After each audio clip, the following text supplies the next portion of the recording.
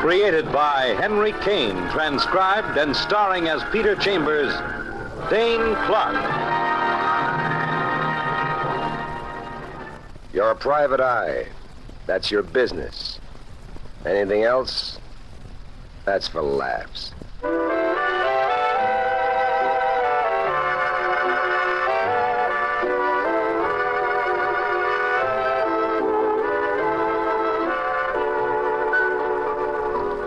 Your client is a lady, every inch a lady, and every inch of the lady, gorgeous.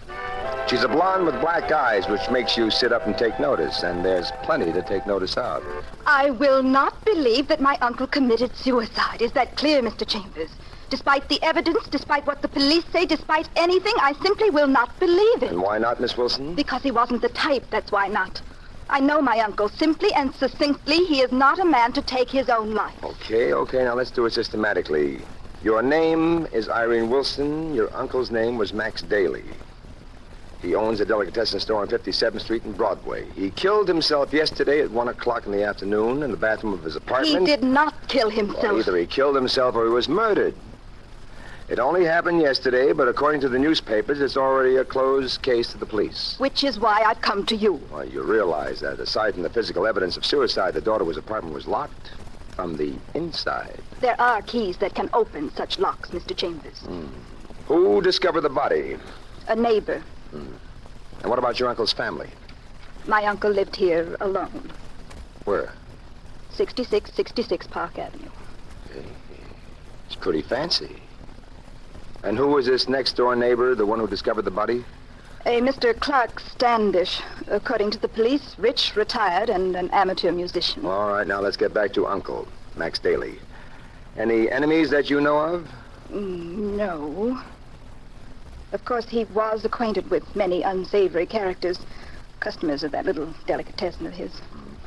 Only last week, I was standing near the counter, off to a side, when a man came in. They talked for a while, excitedly, and then this man raised his voice, and I could hear him very clearly. So you listen to me, pastrami peddler. You're getting too big for your britches, that's what you're getting. Your neck is sticking out, way out. I'm giving you very good advice, pal, and for free.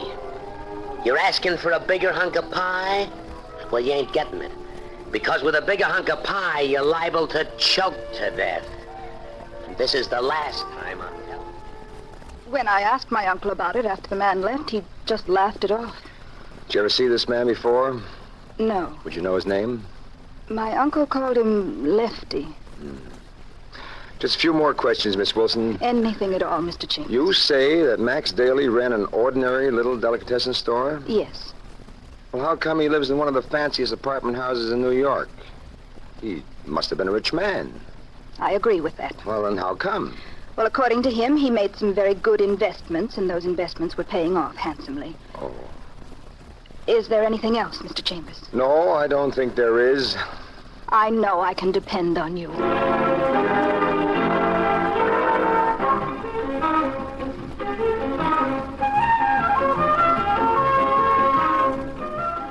Your first stop is police headquarters, and your first interview is with Detective Lieutenant Louis Parker, straight cop and good friend. So far, Pete, it looks like suicide, pure and simple. Seems he was shining his shoes when he got the impulse. Call came from a neighbor who heard the shot. Now, we had to break our way in. The door was closed from the inside. We found him in the bathroom. Yeah, I heard that. He was finished shaving. His own gun was beside him. He was a neat guy, Max Daly. He'd been shining his shoes, and he'd been wearing gloves while shining his shoes. Wearing gloves? Mm-hmm. Then he makes up his mind to knock himself off, and he does. So, door to apartment locked, powder burns on temple close enough, nitrate impregnations in the right-hand glove, gun there on the floor. It's his own gun. Now, what would you say, pal? Murder or suicide? What would I say? Well, what difference does it make? Maybe this'll make a difference. What? Your client, the gorgeous Irene Wilson. What about Irene Wilson?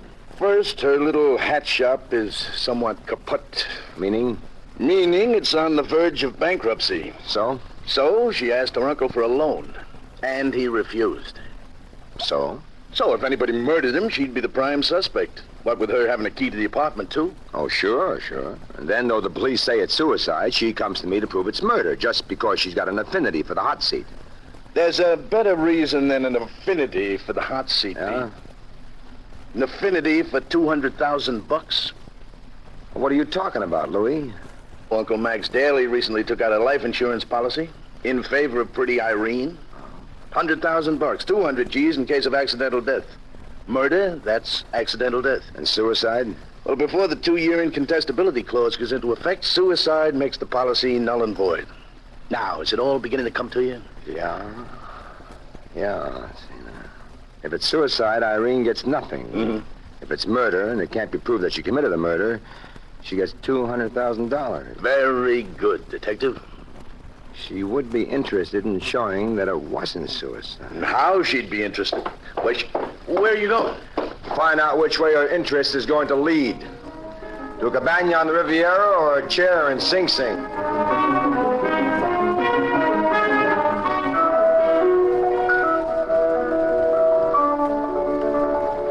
Next stop is 6666 Park Avenue, the apartment of Mr. Clark Standish. You stick your finger on the doorbell.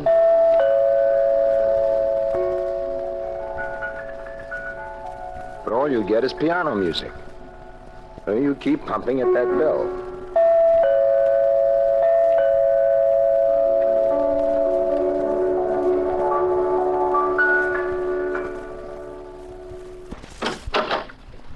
Yes? Yes, young man. Name's Peter Chambers. I'm investigating the death of Mr. Max Daly, and I was told that you were the one who discovered the body. I didn't quite discover the body, but I would say that I was the one who turned in the alarm, shall we say? Come in, young man. Please, come in.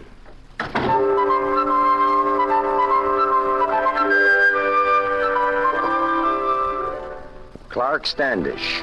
Small, delicate, white-haired, about 55 years of age. He's dressed in black pants, small pumps, silk blouse, and a maroon smoking jacket. He leads you into a lavishly furnished room, and he leans delicately over a baby grand piano. I'm the man that called the police, but I didn't know that Mr. Daly was dead at the time. Well, would you mind telling me a little bit about it, sir? Certainly. It was about 1 o'clock yesterday afternoon. I heard a shot. A single pistol shot. Did you suspect where it came from? One needn't be very perspicacious for that, Mr. Chambers. You see, there are only 2 apartments on each floor, and it being a rather warm day, the windows were open. The windows? Come here, Mr. Chambers. Yes. You see, as I draw this drape aside, a fire escape window. My neighbor's window also opens on this fire escape. 2 windows, 2 apartments, mutual fire escape. As I said, this having been a rather warm day, these windows were open to the breeze, and I was able to hear the shot distinctly. I see. Well, sir, I was playing the piano at the moment, and when I heard the shot, I attempted to disregard it, hoping perhaps it was a backfire from downstairs. You know how it is. But it kept nagging at me, and finally I went across and I rang his bell. There was no answer. I kept ringing, still no answer. So I came back here. Didn't know if I was doing quite the right thing, but I called the police. Well, it turned out that you did exactly the right thing, didn't it, Mr. Standish? So it seems. Tell me, sir, did you know Mr. Daly well? Friends or just acquaintances? Matter of fact, I didn't know him at all. Usual New York story, not knowing your neighbor, but I suppose it's common enough in this city. Yes, of course. Did see each other occasionally and nodded, but we never actually spoke. I do hope I've been of some assistance, Mr. Chambers. Thank you very much, Mr. Standish. You've been very kind and most cooperative. Oh, not at all. And if there's anything further, please don't hesitate.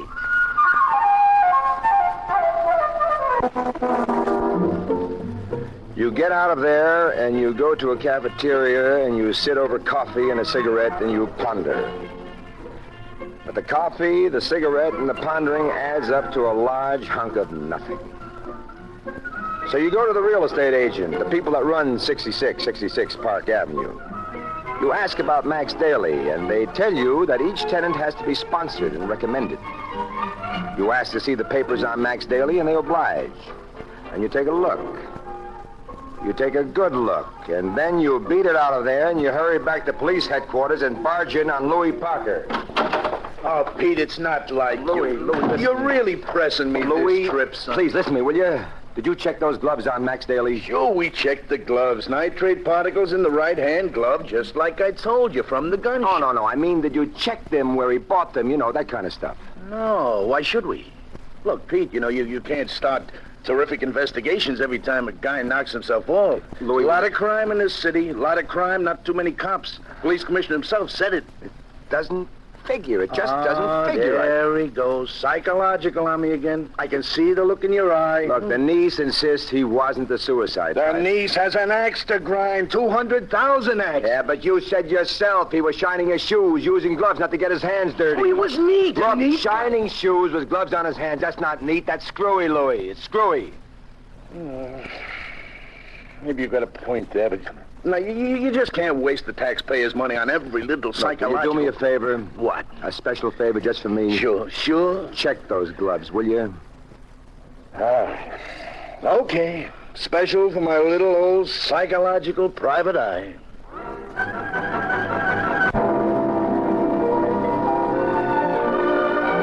You go up to Irene Wilson's exclusive hat shop on Madison Avenue, and you fire a few questions at her.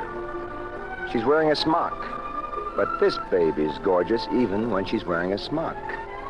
Her black eyes blaze as she gives you her speech. Yes, I am on the verge of bankruptcy here. Yes, I asked my uncle for a loan, and he refused. He had no confidence in this shop, in this location. He was always a good businessman. Yes, there is a policy in my behalf.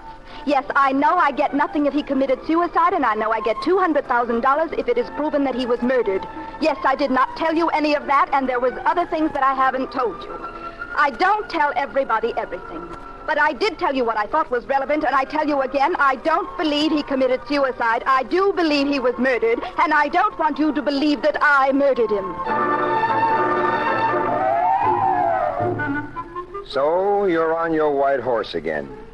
The private eye knight on his bedraggled white horse, galloping around the asphalt wilderness looking for answers. You wind up in Max Daly's delicatessen. The gallant knight munching on a pastrami sandwich.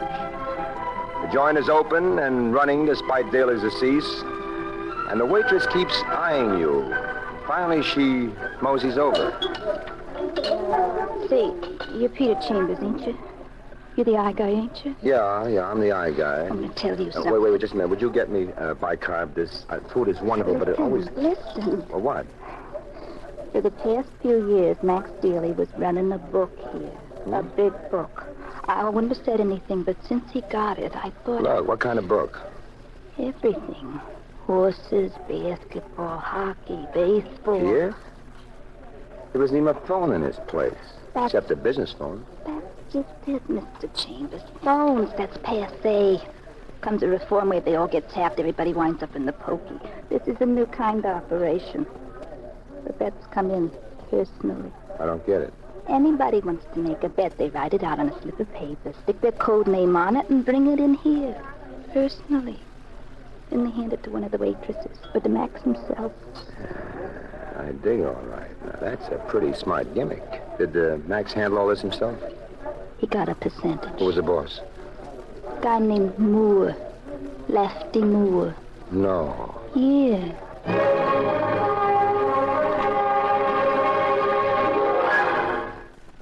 So you're on the run again. You're looking for a hulking hood, ex-wrestler type. Lefty Moore. You visit all his usual haunts, but Lefty's strangely missing. So you switch from the nefarious to the sublime, and you're back in Parker's office. And this time he's glad to see you, albeit he's roaring like a bull. Pete, me lad, this is one time you did me a good turn. The guy was murdered, no question about it. He was murdered. Murdered? Who was murdered? Oh, yes, Max Daly, that's who. Murdered, period. The gloves tipped me. Your suggestion. The gloves Max Daly was wearing. Easy, Louis. He had to... Easy. Now, wait a minute. Yeah. Well, we checked the gloves carefully, you see. First, they're too small for him. Second, they're very expensive, quite new, and not to be used for polishing shoes. Third, they come from a London shop. Max Daly never was in London. Man's gloves, Louis, or ladies? Well, it could be either small, like a gauntlet type. So somebody worked out a neat little frame job, huh? Uh-huh. Add to that, a careful examination of the bathroom floor discloses the imprint of sneakers. Sneakers? Men's sneakers or ladies? Well, again, it could be the small size.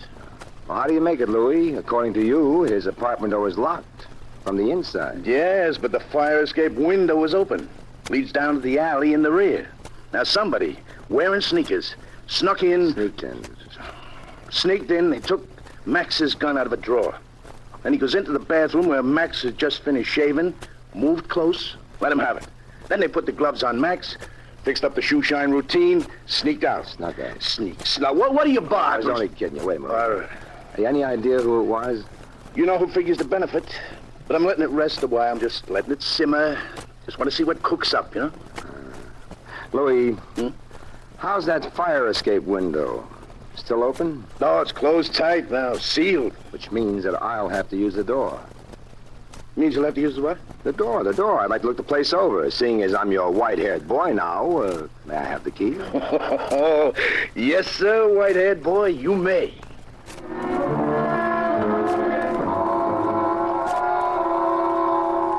Max Daly's got a cute little place, and you've hardly even begun when there's an instrument jiggling at the door lock. You wait, and the door opens. And there, big as life, with a picklock in his hand, Lefty Moore. You jump him, you feed him to the first punch. He's a big one, but you manage to drop him. Then you drag him in and kick the door shut.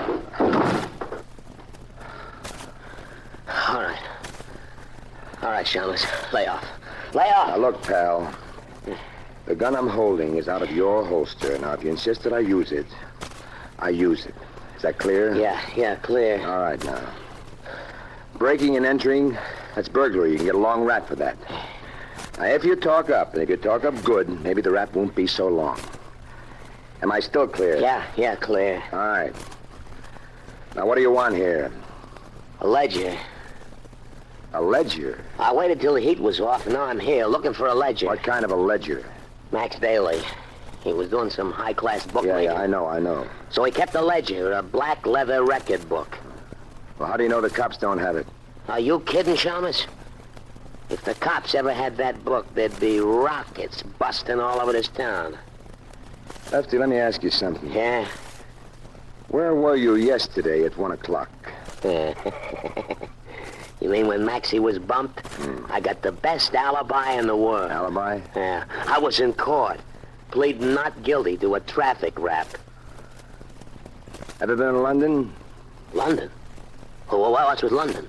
You mean the London... Okay, Lefty. Let's, you and I together, look for that black leather record book. You talked me into it, Shamus. Leave us look. You look, but you do not find. So you attach Lefty to a minion of the law with instructions that it be placed in the capable hands of Detective Lieutenant Louis Parker. And back you go to Irene Wilson, real glamorous now in a man-tailored red gabardine suit. You pump questions at her, and what do you know? For once, she comes up with the right answer. Yes, my uncle did have a black leather record book. He kept it here at my shop.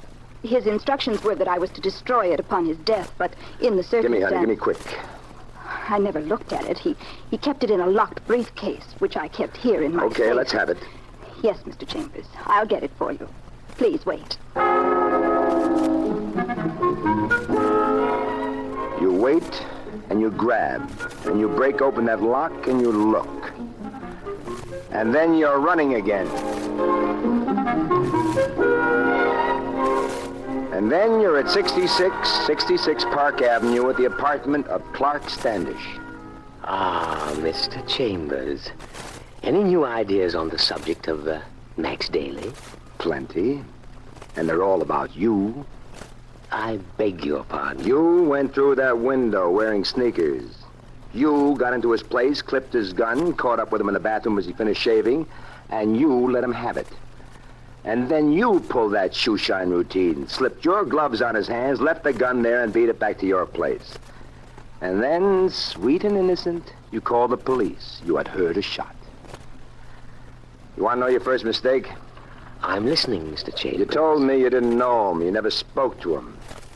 Yet a check at the real estate office showed that you sponsored him. Slipped your mind, didn't it, Mr. Standish? But why should I kill him, Mr. Chambers? What motive would I have? Oh, I got that right here, Mr. Standish. Right here in Max Daly's record book. Oh? We may be able to do business, Mr. Chambers. Oh, a real brain guy, huh, Mr. Standish? Dreamed up an idea of personal betting, no telephones involved, had left him alone fronting for you. Let's talk business, Mr. You Chambers. did business with Max Daly, but when he got too big for his britches, when he wanted a big hunk of pie, that business was stopped. With a bullet. That ledger is worth enough to me for you to retire for the rest of your life. Are you going to give it to me? By the way, Mr. Standish, do you buy your clothes in London? Yes, I do, but that is of no importance right now. Are you going to give it to me? Oh, yes, sir. And how I'm going to give it to you.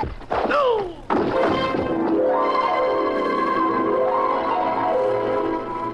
And so, with all the bad little boys safely put away in the pokey, and after congratulations have bounced around like rubber balls in the children's playground, you suddenly realize you've never settled the fee with Irene Wilson. And she is coming into 200,000 solid simoleons. So, that evening, you're at Irene Wilson's apartment, ready to discuss your fee. And there she is, in gold lounging pajamas. On me. You're quite attractive, Mr. Chambers. Now that it's all over and I have an opportunity to observe... And you... Beautiful is the word. And beautiful is an understatement. You said there was something to discuss. Something Let her about... wait, Irene. Let her wait. Let it wait and wait. I wouldn't wait too long if I were you. That is very good advice. Oh, Mr. Chambers.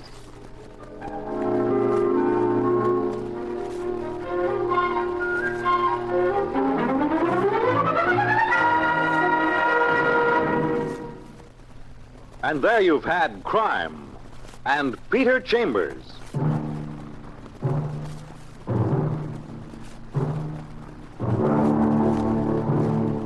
Dane Clark was starred as Peter Chambers.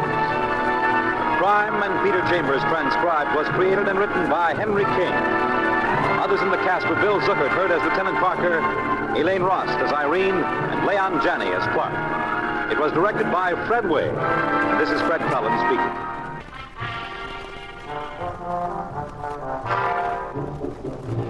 Be with us again next week at this same time for another adventure by Peter Chambers in Crime and Peter Chambers. This is the United States Armed Forces Radio and Television Service.